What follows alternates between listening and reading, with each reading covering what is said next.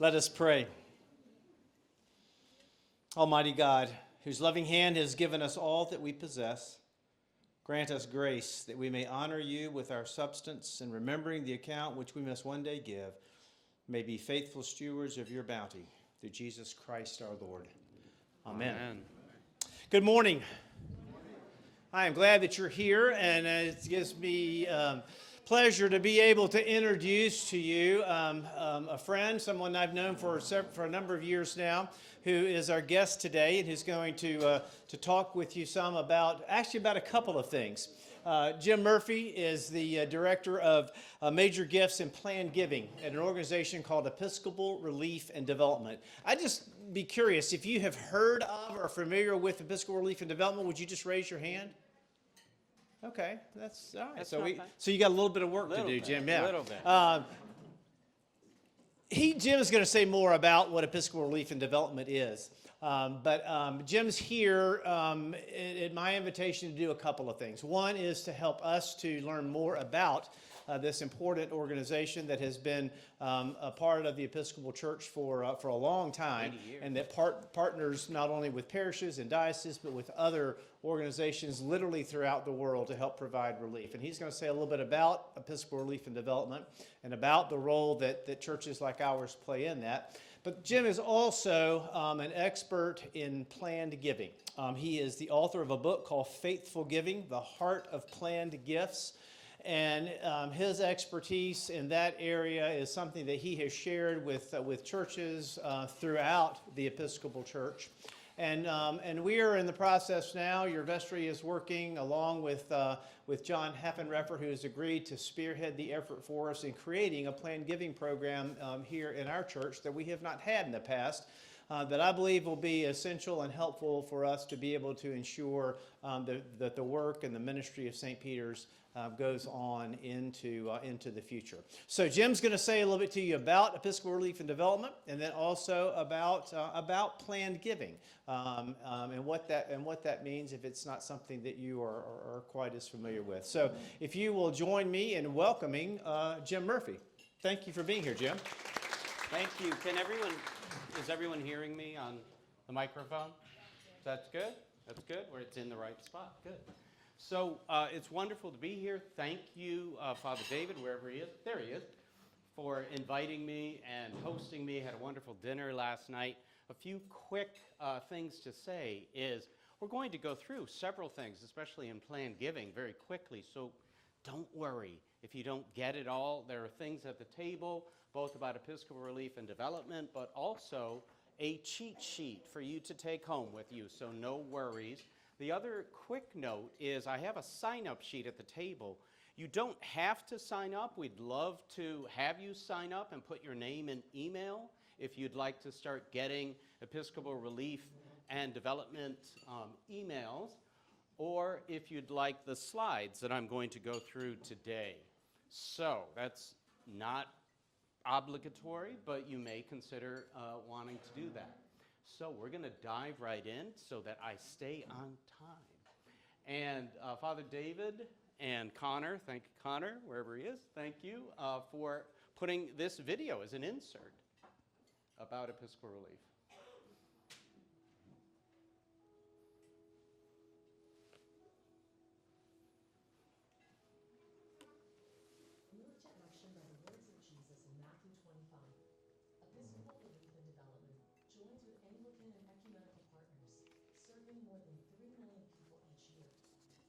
Genuine positive change on some of the most critical issues facing communities worldwide. Episcopal Relief and Development leverages its unique knowledge, expertise, and long-standing relationships to address three transformative program priorities: women, children, and climate. We continue to respond to disasters and rebuild communities by reaching those most at risk and accompanying them through a full and sustained recovery. Internationally, we support emergency response efforts through local partners in our Disaster Risk Reduction Toolkit. In the United States, we connect, equip, and inspire church leaders to prepare for and respond to disasters. You can help these efforts by filling out your church's profile the Episcopal Asset Map. Everything we do is inspired by 5 core values: faith, dignity, relationship, leadership, and excellence. Consistent with your faith, you can have a positive, tangible impact on the world through Episcopal Relief and Development. You can join 1,000 Days of Love, our campaign to help communities move. So that was just a real quick recap. It was a nice recap, but I also wanted to just briefly note, I mentioned this upstairs. If you were there, I'll mention it again at the next service.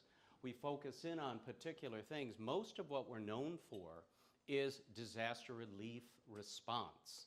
And the work we do throughout the US and throughout the world is both right when things happen, using our relationships with Episcopal and Anglican dioceses throughout the world, working with on-the-ground partners to help immediately when disasters occur, but we also stay around to help in the recovery effort after many of the cameras have left.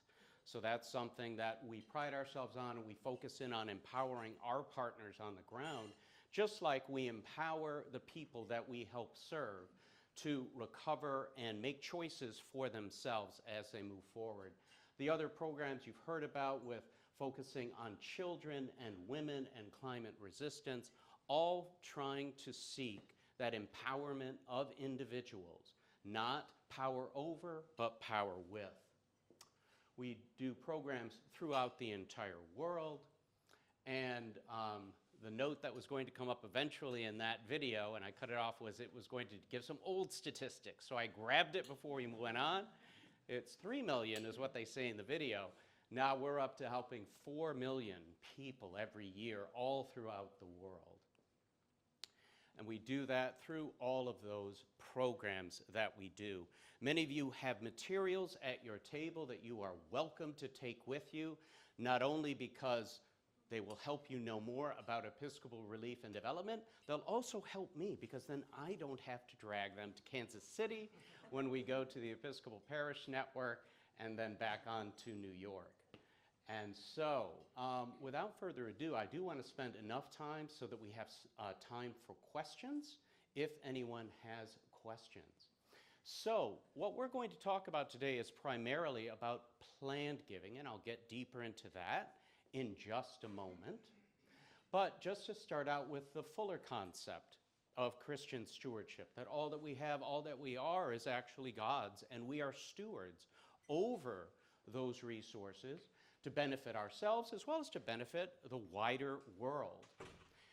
And when it comes to leaders that I deal with or had dealt with for 16 years at the Episcopal Church Foundation, I always try to encourage leaders to remember these 3 elements when they're encouraging the members of the parish to think about making a financial gift.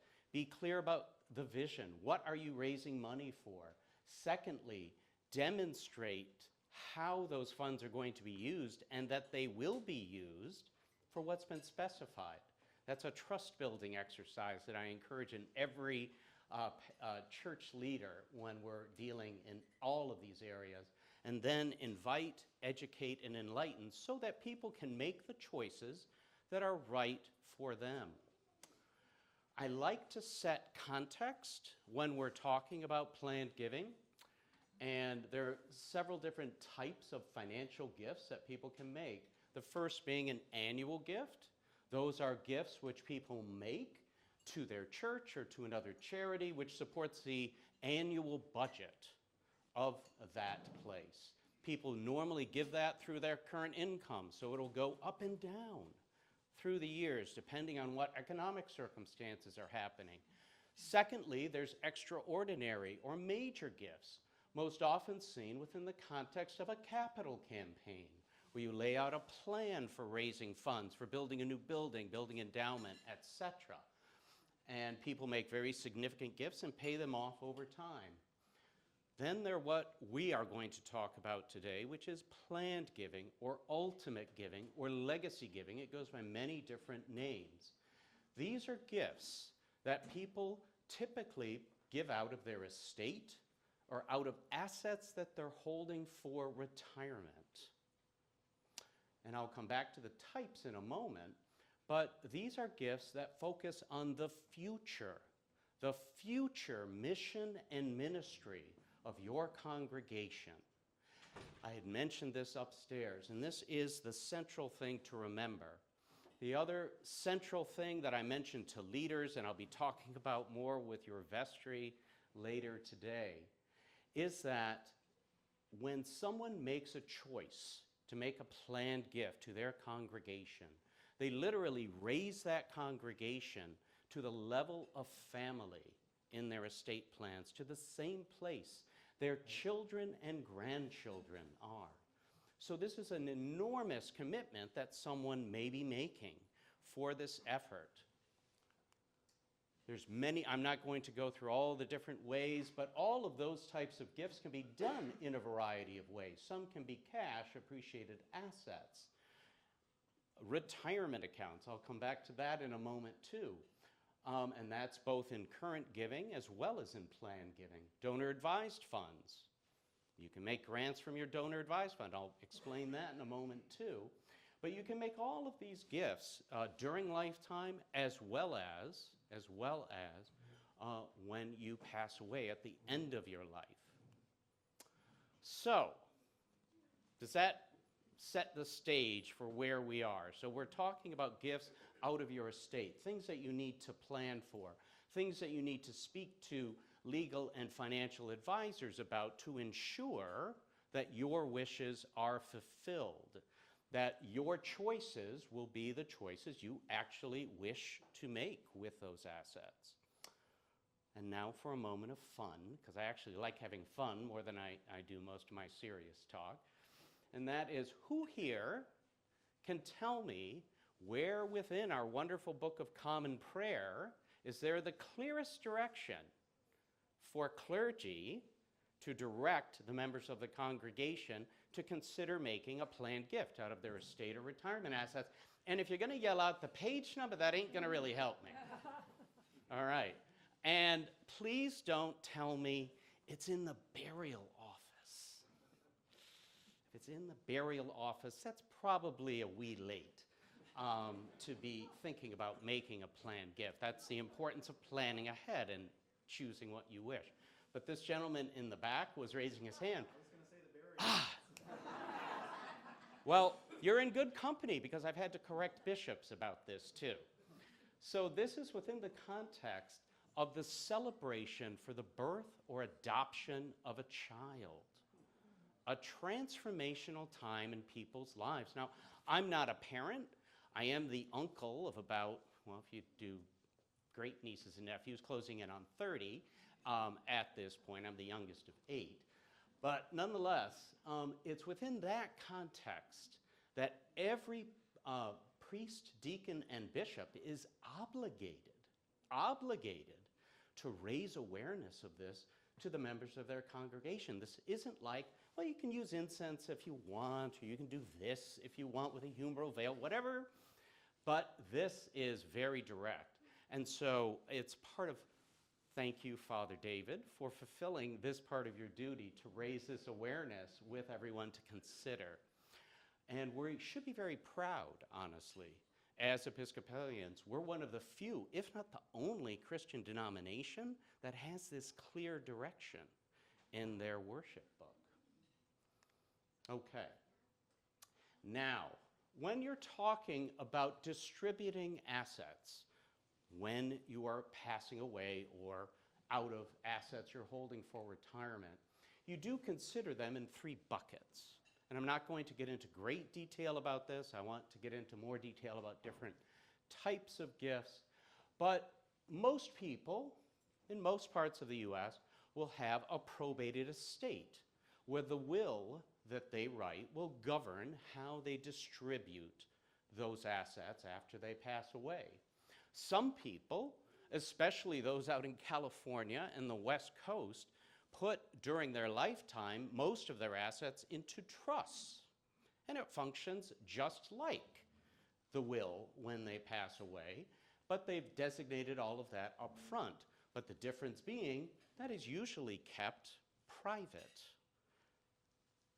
Probated estates are public documents. Not everyone likes their business being out there to the world, and so many people use trust assets or trust that they create during lifetime to hold assets for a variety of reasons and then to make the distribution of those assets to family or to charities that much more easily. Then there are those allocations that people make out of accounts that they might have, and especially retirement accounts, where more and more assets are being held for most Americans. So I've heard of this thing. I'm 57, and I've heard of this thing called pension. Has anyone heard of a pension? I hadn't heard of one most of my working life, but people a bit older than me do have a pension. For most of us younger than 60-ish or so, most of our assets for retirement are held in retirement accounts. Those are great, but those are also opportunities to both make gifts to individuals that you love and need to take care of, as well as the various charities that are also potentially at the level of family in your plans. Does that make sense? So you do need to reflect with appropriate legal tax and financial people. I'm not making any recommendations in that way to you, to decide what's best for you and your family, and especially, and I'll come back to this at the end, especially that you ensure that your wishes will be fulfilled, that the gifts you wish to make to your church will be specified in one of these types of documents so that you can make those gifts. All right, I'll just pause there for a moment. Any questions? Concerns? Good so far. All right. So, when it comes to planned gifts, the vast, vast majority are done at your passing through a bequest. And that is inclusive of those made through a will that you have written, hopefully with a qualified attorney, or a trust you've set up with a qualified attorney, or through the distributions of those different accounts that you might have set up. This is the vast, vast majority of planned gifts.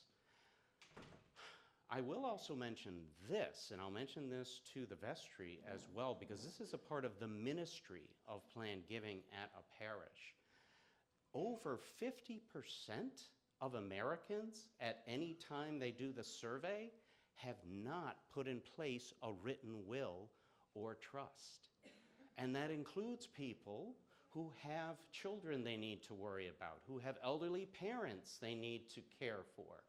So a part of the planned giving work in congregations like yours is to make sure that leadership is raising this up, not only just to encourage you, if you desire, to make a gift to St. Peter's in its future, but also to finally get off the dime and make these arrangements, because so many haven't. And very sadly, it's very easy to not want to deal with your own mortality. So just please do remember that. You can make your choices now during life. I can't spend a lot of time on all the different ways that you can make a gift, but I'll briefly touch on each of these, and this applies to all these different types of bequests. You can leave a specific dollar amount. You could also leave a percentage of your estate. And for many people, that may actually work better if you leave a percentage of your estate and breaking down what you're distributing by percentages, because by giving a specific dollar amount, those amounts must be paid out first.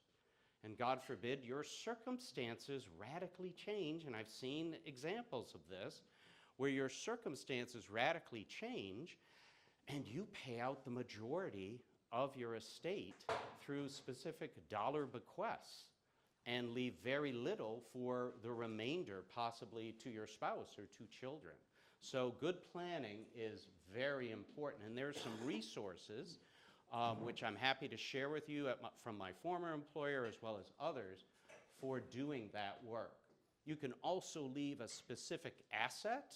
I'll come back to that in a moment, like real estate, though that probably is not what your parish would like you to leave, as well as the remainder value, where after everything else is paid out of your estate, the remainder is then distributed either to your spouse, to your children, to others, or possibly to charity.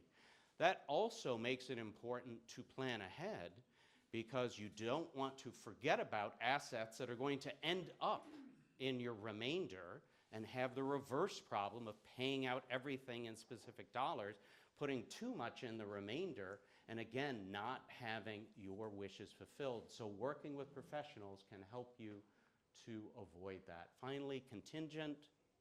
That is, if you wish, you can make a gift where if someone passes away before you, like your children, or God forbid your children would pass away before you, you can then leave that asset, that percentage, to either another person or to a charity. So that is just the basics, and just to get you thinking about what might be right for your family.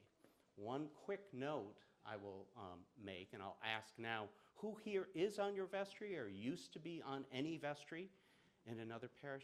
Dear vestry people, which would you rather receive? A restricted bequest that tells you exactly how you must spend it, or an unrestricted bequest? Vestry people? Typically unrestricted. Why is that? Because the vestry typically knows much more about the current context, can make very good choices when it comes to deciding how to use a particular bequest. However, if you, as an individual, do wish to restrict your gift, please reach out to Father David or the other leaders that will be identified in the parish soon if you do wish to restrict it, because perhaps there is a way that you could talk through how either to restrict it in some ways, but leave some flexibility in the future. What you're trying to avoid is what's known as an anachronistic restriction, like a very generous person in my home state of Michigan did, where he left a bequest to fund an endowment for giving out coal, the mineral coal, to the poor at Christmas time. Great idea in the 1900s, not so great in the 21st century, and you'd have to revise it, and it's just more problematic. So flexibility from the parish perspective is always desired. Okay.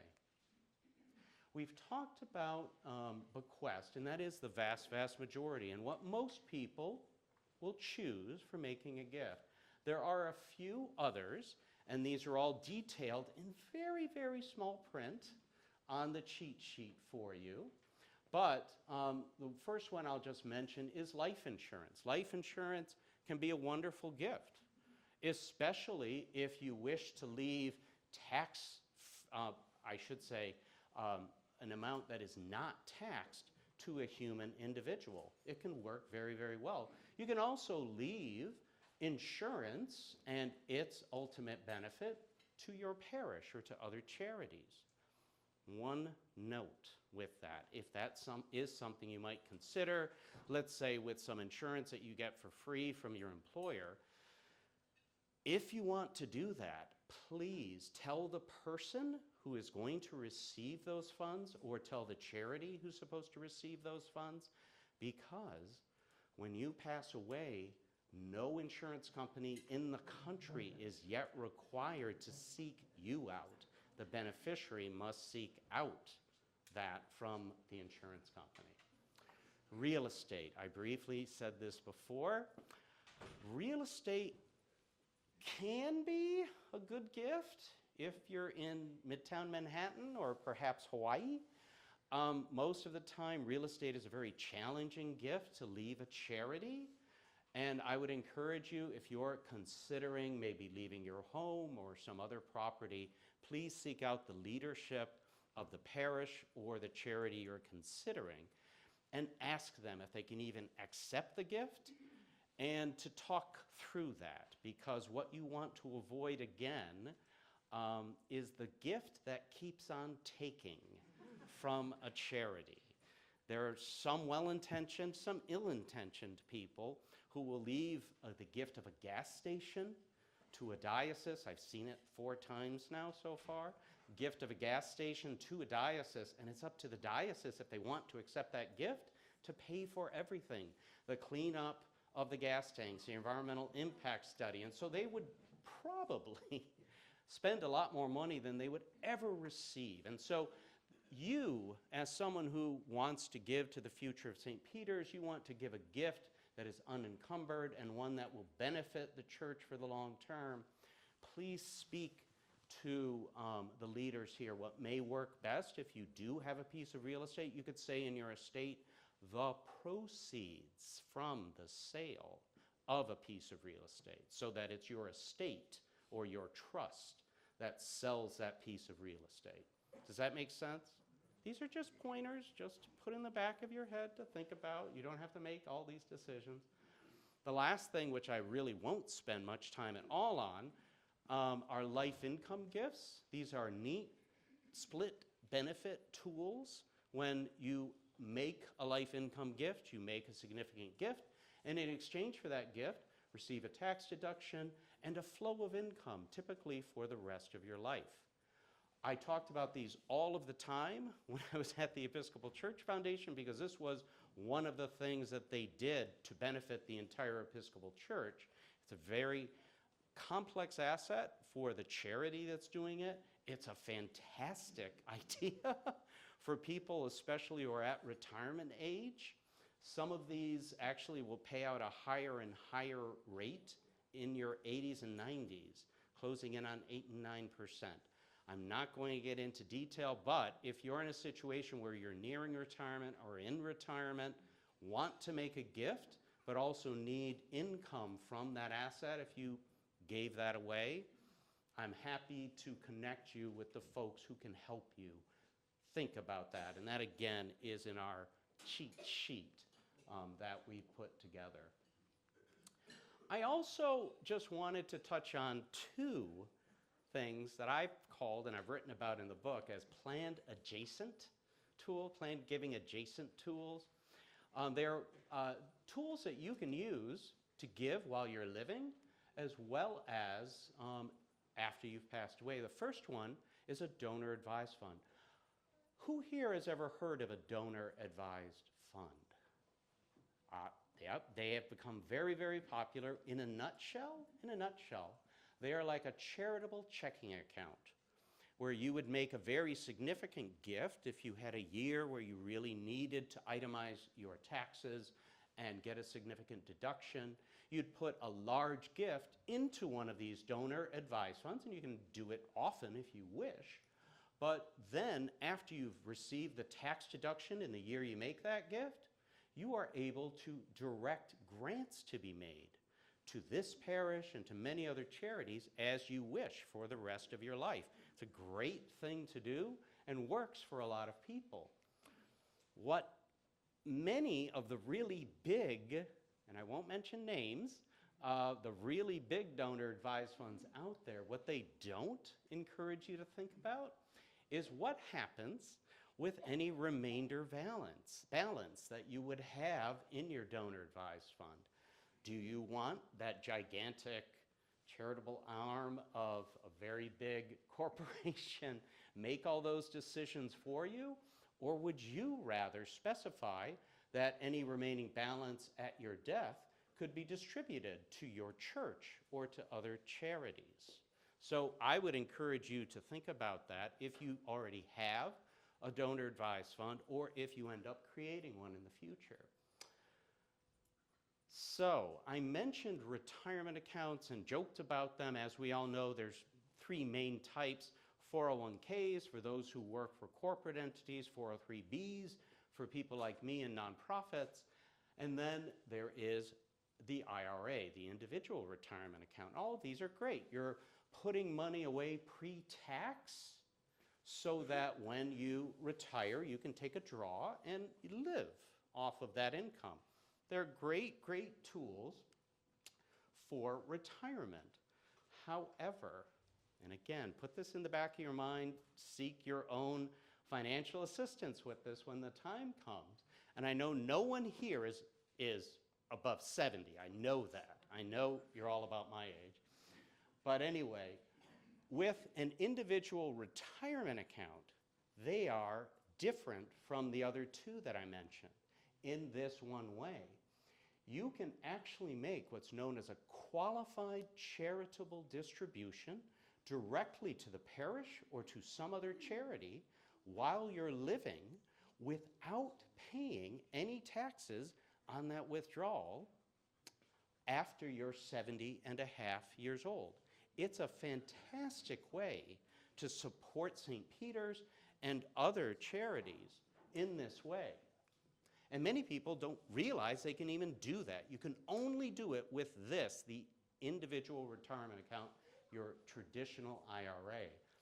The added benefit to that is once you're 73 years or older, that qualified charitable distribution will count toward your required minimum distribution.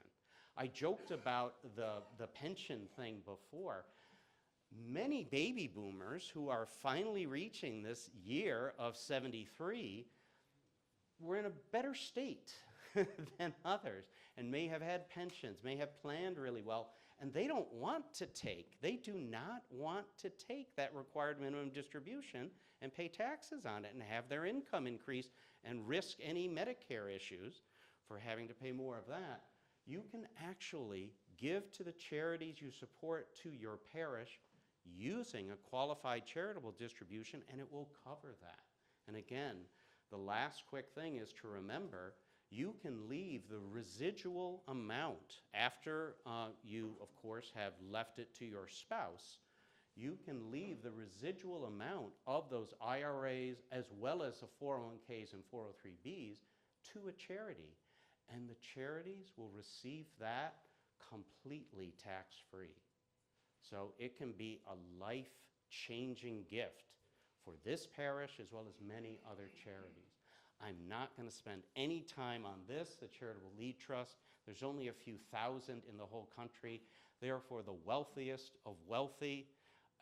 Usually when you have tens of $millions of assets, you can create a trust during lifetime that is going to be a taxable trust, but it will distribute to charities while it exists. Happy to tell you more about it. It's a very clever thing. But what I want to stop at this point and take about 10 minutes or so of questions. But I do want to reiterate the truly central point of everything that I'm saying, because not everyone is going to choose the same type of planned gift. Different people will choose different gifts and change that over time, and that's all okay. You should be reflecting on what your desires are when it comes to distributing your assets when you pass away. That is your right and your duty, quite honestly, as a Christian, to do that. So, since every situation is different, please seek appropriate legal, tax, and financial help, and all of this is done so that your wishes, your desires, because they may be different from your spouse, that your desires will be fulfilled and what your legacy will be. What is it that you wish to teach your children and grandchildren was most important to you in your lifetime? Was it the church? Was it other charities? Was it something else? It's unique and particular to you. So I just want to pause there and take any questions that you might have. And we even have a microphone. So Father David, I think, is going to play Oprah. Oprah's still on, or is she not on TV? I'm out of touch. Okay. Whoever's on TV now doing this, he's playing that person. Any questions?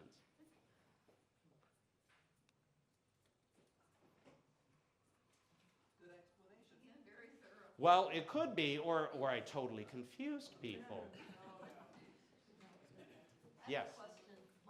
I was glancing at this Gifts for Life. Yes.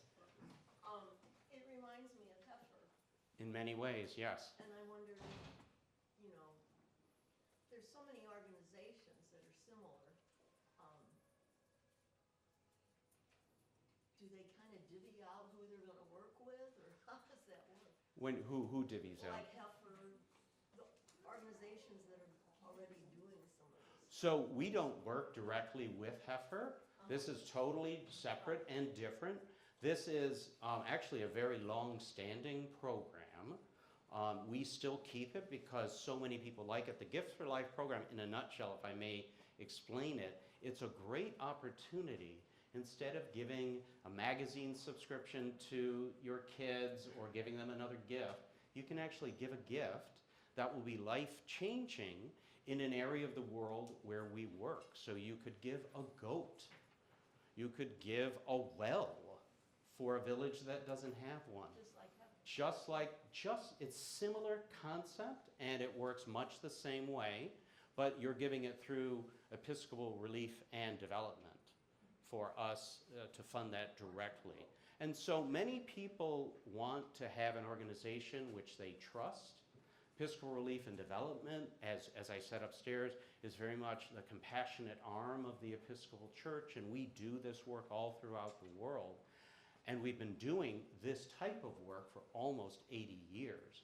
Previously, you might have heard of the Presiding Bishop's Fund for World Relief. It came into play right after the Second World War, and there was so much development work and tragedy all around the world that that's what we started with.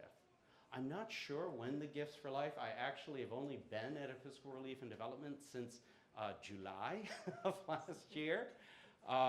However, it is a great program. A lot of people like it.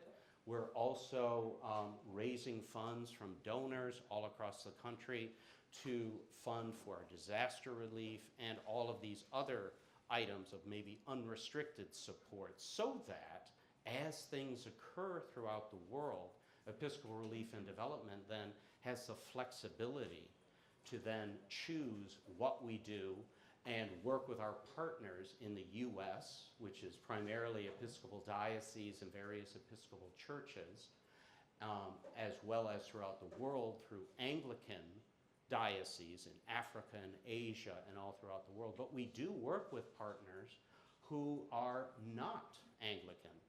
They may be either from another faith tradition, but they share our values, seeking to serve those in need, but serve them by empowering them to make choices that are going to benefit them in their own unique situation.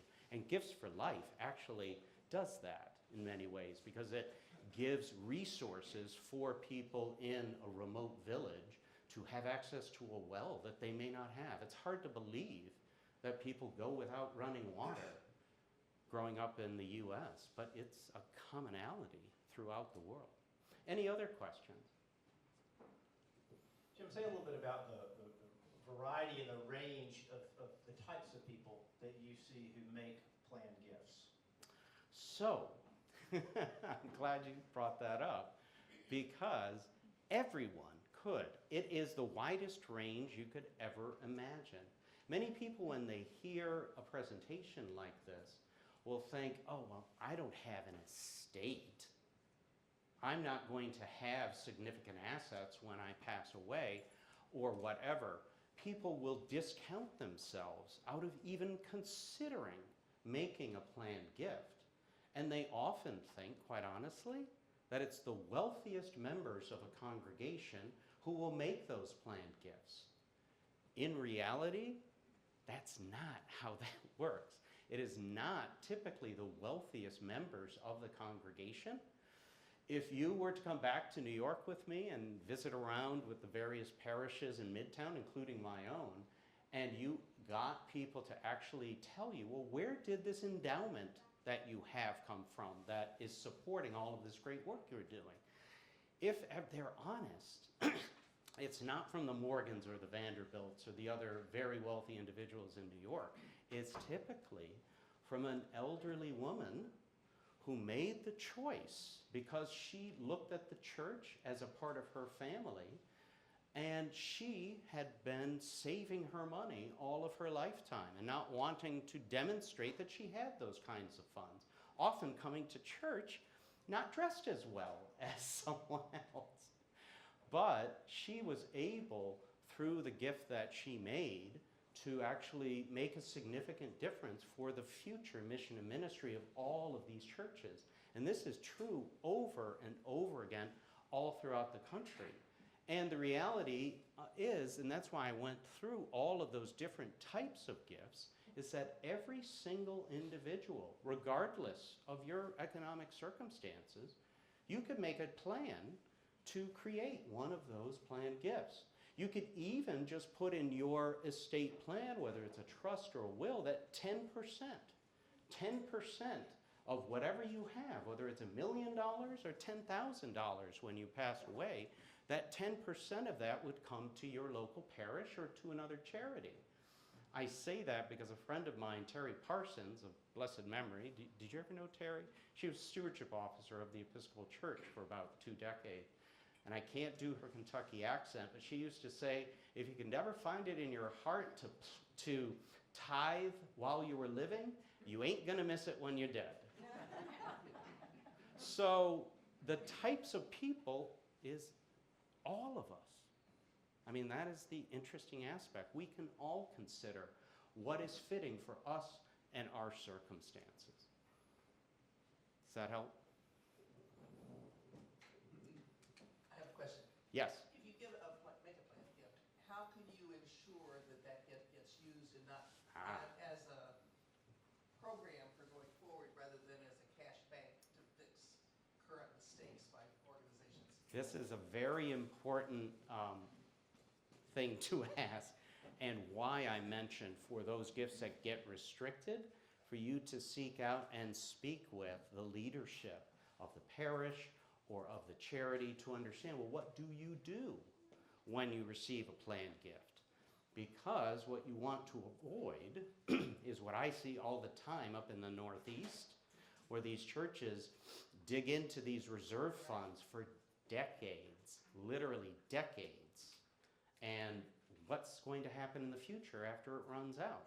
The church may not be able to be sustained at all. So those are very legitimate and valid concerns. And so you can speak to the leadership, and I'll be speaking with the vestry later just to see what their plan is, to have things in writing and clarity for how gifts will be held for the future mission and ministry of the church. Because this is the problem. Most people who make a planned gift want those gifts to last for the future. They don't want it spent in the present just to fill a budget gap. The challenge, of course, is churches have difficulties. It's tragedies that might happen. The roof may fall off. There may be a hurricane that destroys the church. Well, hopefully those are taken care of through the church insurance group. But you do need to have some flexibility built into some of these funds. And what most parishes do, and I worked with parishes all throughout the country on this when I was at the Episcopal Church Foundation, because I oversaw both our endowment fund and planned giving, was that you would have what's known as an unrestricted endowment, without getting into the technical, the quasi-endowment, an as-if endowment. So they treated those funds in a way so that they only spent a small percentage, and it would go potentially to specific things, sometimes simply to operations. It all depended. But there would be clarity for the parish to know how will your gift be used from that moment on. So the flexibility that comes with a quasi-endowment is if there is a true emergency, they would be in those rare cases, and it would all be in writing for the procedure to do that, may be able to dig a little deeper in certain truly drastic circumstances. But to limit that so that you build that sense of trust and confidence among the members of the parish. It's never perfect, but you also don't want to be overly restricted, because then you can't use those funds for new opportunities in ministry. Does that make sense? But this is a trustworthy parish from what I've experienced so far. Any other questions? Jim, thank you. It's my great pleasure. So great to have you here today. Appreciate you sharing that. Jim will be